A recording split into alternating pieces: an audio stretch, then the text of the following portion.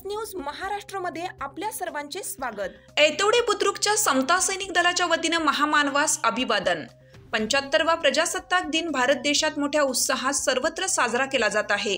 संविधान निर्माते विश्वरत्न डॉक्टर बाबासाहेब आंबेडकर यांच्या अर्धकृती पुतळ्यास माजी सैनिक रघुनाथ कांबळे तसेच ऐतवडे बुद्रुकच्या समता सैनिक दलाच्या वतीने पुष्पहार अर्पण करून अभिवादन करण्यात आलं। यावेळी ग्रामपंचायत सदस्य उज्ज्वला कांबळे यांच्या हस्ते ध्वजारोहण करून समता सैनिक दलाच्या वतीने तिरंगा झेंड्यास सलामी देण्यात आली।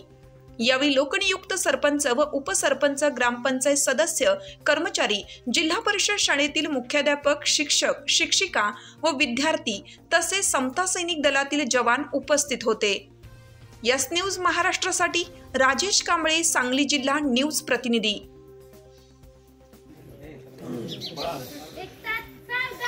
एक साथ विश्राम